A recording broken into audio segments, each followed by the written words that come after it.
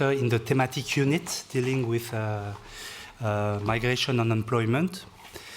And actually, the small confusion that you have here is because I wanted also to have my colleague Anne-Christine Roisin, who is working on the Africa, West Africa department of DEFCO, to also join at the table, because she will go more into detail on one of the important projects that we have. I think our joint presence is also an illustration of the fact that currently in DEFCO, Development Cooperation Department of the Commission, there are many more people that are dealing with migration. Of course, there is our team in the thematic unit. You know, we have, it's very classic, but we have geographical directorates and thematic directorates. And in the thematic directorate, there is directorates, we have two. There is one team dealing with migration.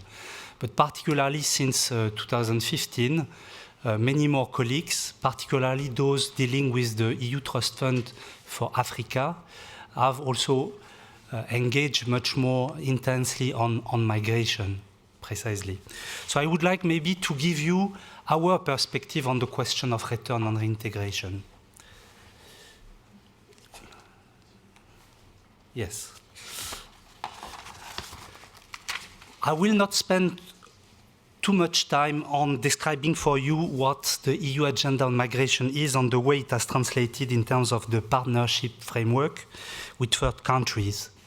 You are very familiar with that. Just to put that in the perspective, 4 pillars, including at the center the question of the crisis recognition, the crisis response, and the recognition also of the root causes for migration, and particularly irregular migration and for displacement.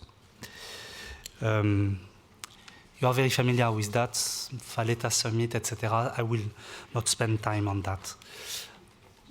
What is more interesting is to go into what reintegration means for us as Development Cooperation Department. And of course, it may stand, and I'm aware of that, to an extent in contrast to what colleagues working in ministries of interior may perceive about the question of return. So I think maybe that's the interest of this presentation on this dialogue that we can have. We are using IOM definition. Why so? Because in reality there is not any other very useful or operational definition of reintegration. Let me tell you that for us, we see reintegration in connection, in conjunction with development. And we do so because the framework in which we are operating as a development institution is particularly the reference to the Sustainable Development Goals, the Agenda 2030, and the fact that there already there is a reference to migration, orderly migration, you know, and the target 10.7. And you know that the Global Compact on Migration, a document or reference that has not been easy for every member state in the EU, but has also made specific reference to the question of return and reintegration. Personally, because I was before Brussels in Geneva, and also working in New York on the New York Declaration on the 2 compacts, I have to say that I see the fact that return and reintegration is inscribed in the Global Compact on Migration as a real victory, as a real gain that we have. There is a global recognition of the fact that it is part of the conversation on migration. So indeed, Objective 21 of the Global Compact on Migration refers to cooperate in facilitating safe and dignified return and readmission, as well as sustainable reintegration. What is the purpose, the aim of EU development cooperation in this area? It's to provide relevant services and assistance to returning migrants. It's preserving their rights, it's ensuring their protection and well-being, and also contributing to the local development while generally contributing to the sustainability of return. As you know, the Return Directive does not give specific provisions for sustainable reintegration, but the European Migration Agenda does state that the EU will help third countries to meet their obligations by offering support, such as capacity building for the management of returns, information and awareness campaigns, and support for reintegration measures. You can see in the definition of IOM that is on the screen the link that is made with the wider development context of combating the root cause of irregular migration. Drivers of migration can include, as we all know, economic, demographic factor, and also something that is subject to increased attention, the environmental factors. Of course, needless to say, also social and political dynamics play a role in this.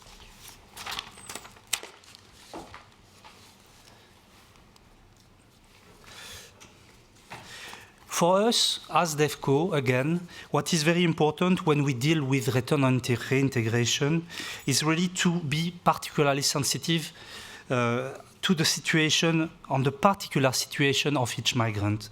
There are really profiles and situations that are very different. As you can see on the screen, we just refer to the fact that there is the forced and for voluntary return for migrants without the right to stay in destination countries, such as in the EU member states. There is the situation also of voluntary return for vulnerable and stranded migrants from transit countries. I think the example of Libya is one that comes easily to mind. There is also, which is totally different, the situation of skilled labor and students that are returning under mobility on labor migration programs. That is also another type of return, and that may call also for support to reintegration. And finally, there is also the post-conflict voluntary repatriation of IDPs and refugees, and that also is a return. So it's very important to pay great attention to the particularities of each of these situations.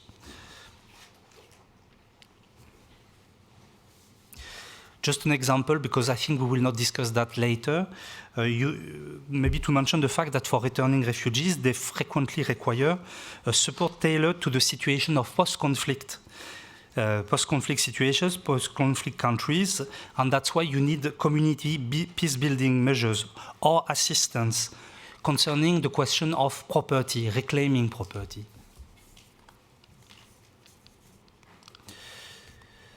Question is, why is sustainable reintegration important? Well, because it has to be sustainable, precisely. It has to not lead to another departure.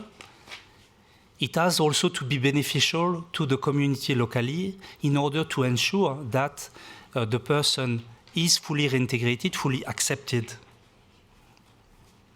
It's very important to improve the situation of the returnees, to make sure that they have indeed access to the resources that do exist, but also that they are capable of making good use of the competencies and the resources that they may have gained during their stay abroad, during their migration.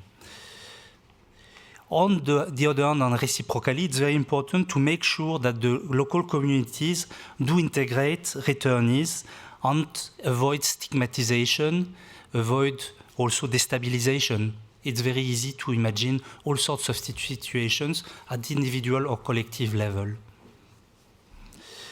It's very important in that respect to increase the capacity of the partner governments to deal with return and reintegration process. And we know that the partners in our partner countries are often not very strong, and sometimes simply weak in their administrative capacity. Maybe the administrative services do not exist at all, or they do exist in capital but not in the different parts of the territory, not at the local level. It's very important in that context to have an open dialogue between the migration authorities of third countries and, of course, EU and EU member states on these issues, and that the dialogue on migration covers all the aspects, including the question of reintegration indeed.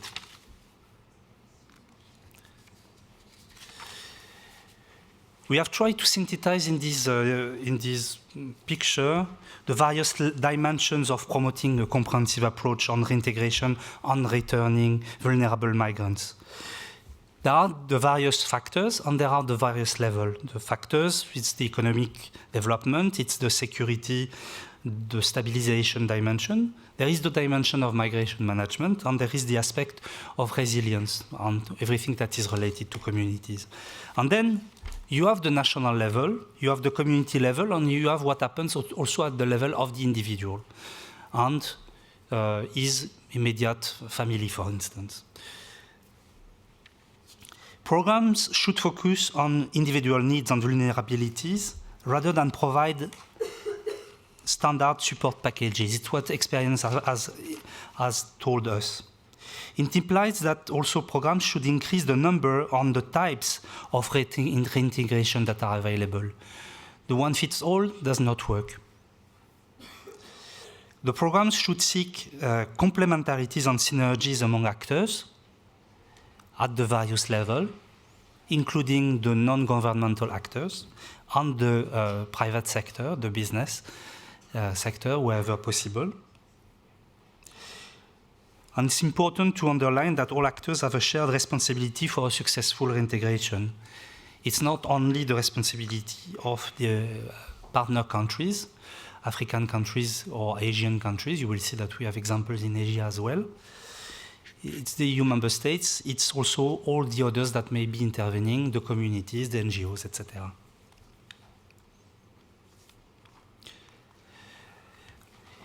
With this diagram, we would like to present you an approach to reintegration.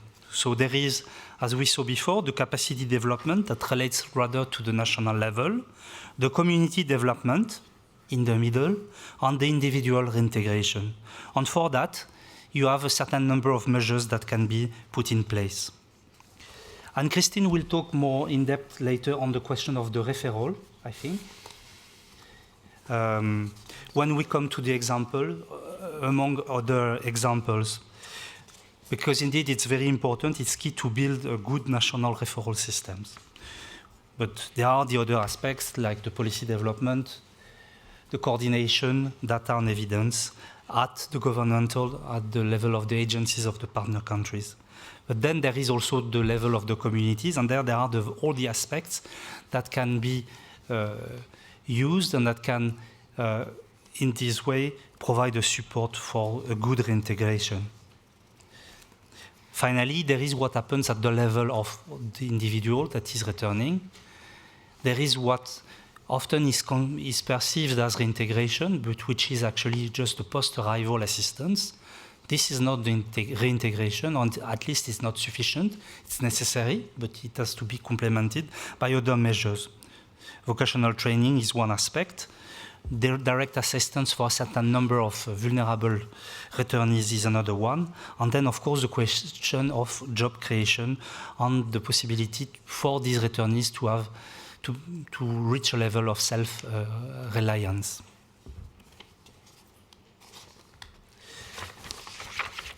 I will quickly mention 5 examples of EU programs in relation to reintegration, and Anne-Christine will develop particularly on one.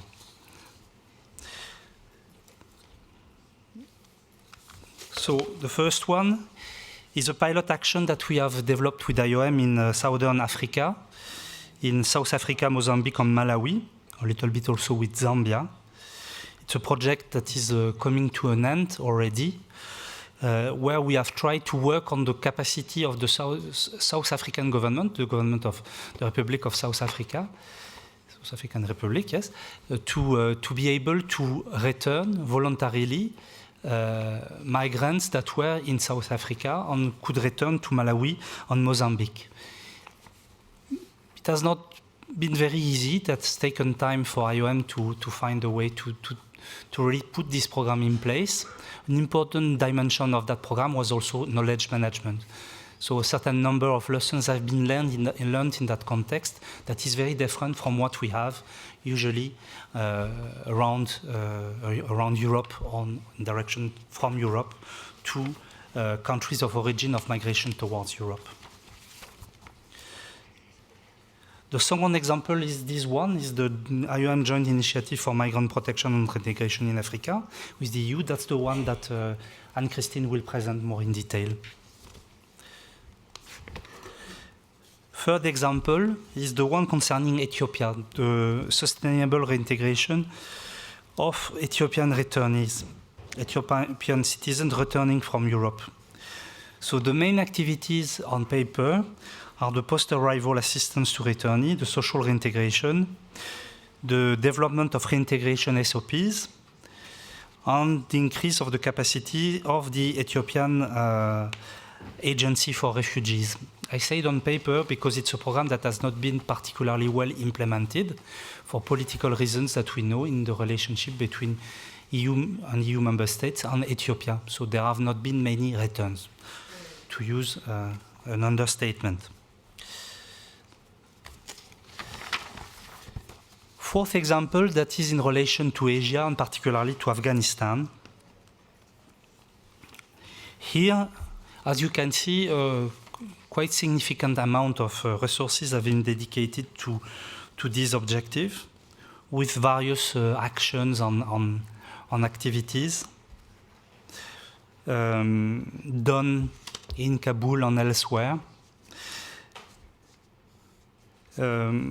and with an approach that has targeted both the individuals and the local communities.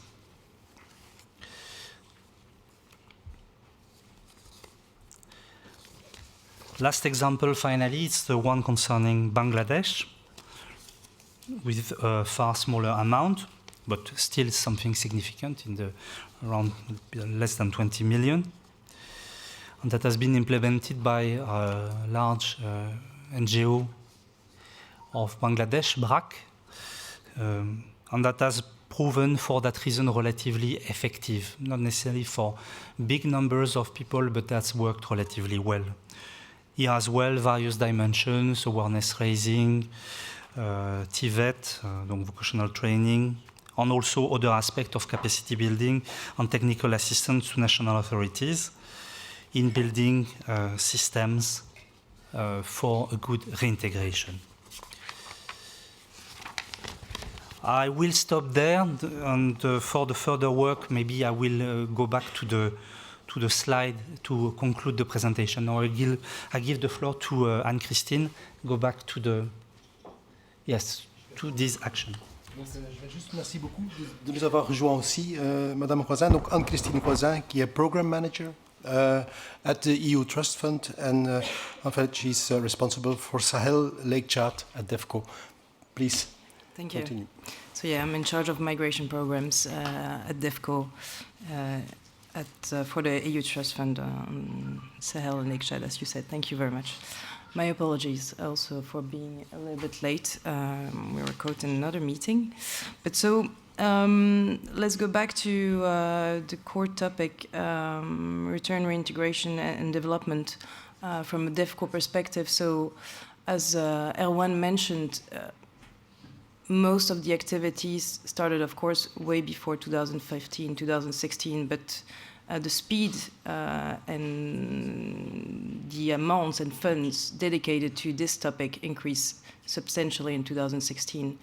And in 2016, we approved, DEFCO approved, well, the Trust Fund approved a program focusing on return, reintegration, and protection of migrants along the central Mediterranean route. We were mostly looking at the number of stranded migrants in Libya. That was a serious concern. And trying to provide them with solutions, whether it was return and reintegration, whether it was also resettlement with the evacuation transit mechanism from the evacuation to Niger and then the resettlement to a third country, whether Europe, US, Australia, or Canada. So, but on the EU-IOM joint initiative that was approved in 2016 and was implemented in mid-2017,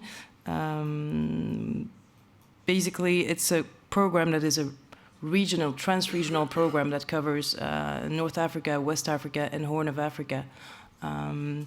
And it's focusing mostly, like I mentioned, on the protection of migrants, their return, their reintegration in the countries of origin, but also the awareness raising of the migrants and the population along the route or in the countries of origin.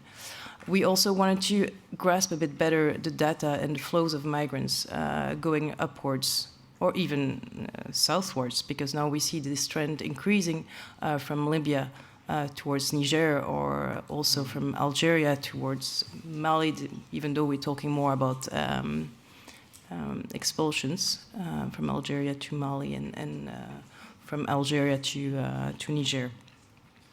But most importantly, we were also looking at capacity building of the national authorities in protection, return, reintegration, and even sensitization also.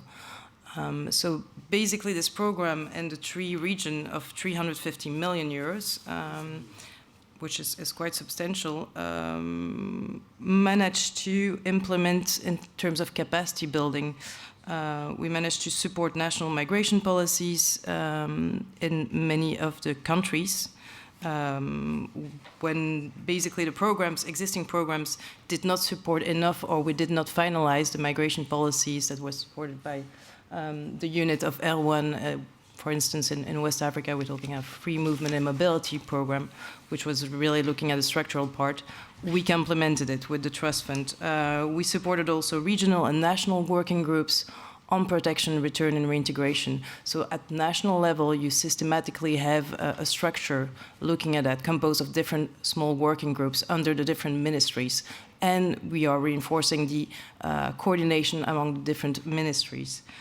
Same, we're bringing through the program the different persons in charge at national level several times per year in function of the thematic in a certain location to discuss best practices, lessons learned, and increase basically the migration governance. Also in terms of operationally, we have supported through basically IOM, because IOM of course is the main implementing partner, joint search and rescues operation with, for example, the government of Niger. Or we're talking also about specific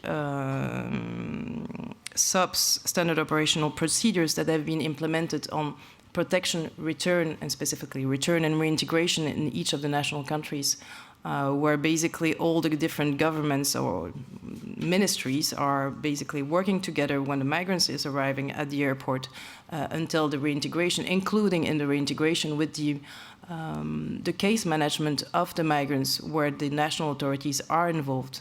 They are grouping, they're meeting, and they're discussing each of the case, and there is a monitoring done also by the relevant persons in the ministries. Of course, it's not a perfect picture I want to give. I'm just saying these has been all attempts that are with successes in some countries, more in some countries than in others. So in awareness, I'm going to continue about the results. Awareness raising, in terms of sensitization, we're talking about over 500,000 people who have been sensitized, whether along the routes or in the countries of origin, and through different channels. Of course, TV spots, songs, we have also theater, but we have also community discussions, really to change the whole logic about moving abroad, migrating, because in some communities, like for example in Mali, southwest Kai region, it's part of the culture. You need to, if you want to become a man, you need to move, you need to migrate. We also been focusing, of course, on data collection. Like I mentioned, the flows of migrants, to understand how they were going up or southwards, what was happening. We've been complementing this also with other partners, and then also more reinforcing the database at regional level also to be able to provide appropriate services and support to migrants while returning and reintegrating. In terms of return, the returns were mostly from Libya and Niger. We're talking about so far 66,000 returns, voluntary returns that have taken place. Each time, again, in terms of capacity building and support to national authorities, there has been a lot of consular missions with the deployment of ministries. In, for example, Guinea was deployed in a transit center in Niger and was there to support the facilitation of papers, documentation for travel. Just a number, 60 to 90% of the migrants don't have any document. In terms of post-arrival, over 80,000 returned and were supported. Again, this standard operational procedure enables to support really a smooth, more or less smooth arrival of the migrant with all the information needed. In terms of reintegration, there has been really a change in the approach provided that was done previously mostly and supported mostly by member states, which is more the package, reintegration package that we all know. There, because we had this facility also for an regional approach, trans-regional approach, we were able to support the different teams in the countries of origin. So basically, it's probably a bit more flexible. Well, it's not probably. It's more flexible in terms of also the support provided to the migrants. It's not linked to one amount of funding. It's more flexible, but it's still it's still tailor-made through a counseling that is taking place not in the host country but in the country of origin.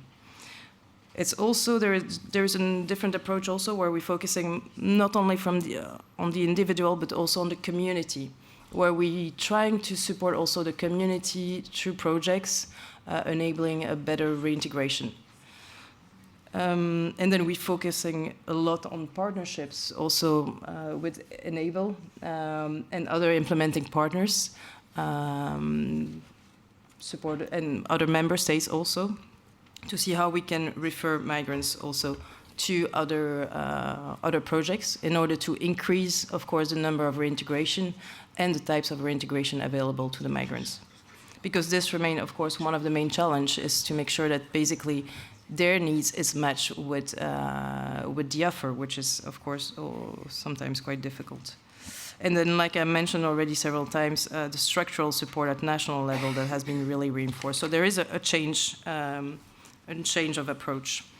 In terms of reintegration, we're still having this usual individual reintegration after the counseling, but sometimes there is also possibility of having a collective reintegration, is several migrants getting together around one program, one project, and deciding to go for it. Or we have the community reintegration, that is another option also, where basically the community is involved, where it's half migrants, half youth from the community around one program. So in terms of numbers again, so far 61,000 have started their reintegration in the 3 regions. Among them, 38,000 received economic support. We've done a small survey, and after 2 years, where do we stand? Well, it's a survey done by another implementing partner, of course, another consulting agency. So basically what comes out is 87% of the people returned received a form of assistance, 26 have completed their reintegration. In terms of satisfaction, on a group of 1,000 returnees, 65% were happy to be back in the country.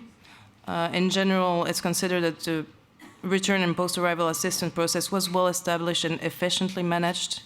The government, 170 people in the government were interviewed, were quite satisfied with the collaboration also. And in terms of beneficiary satisfaction with the return process, we're talking about 85% of satisfaction. In terms of reintegration, is a bit less, 63% satisfied.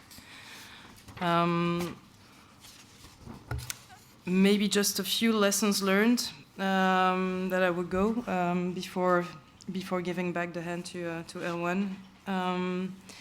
Definitely there are still things that needs to be improved, in particular regarding the psychosocial support to migrants. This is really one of the key elements.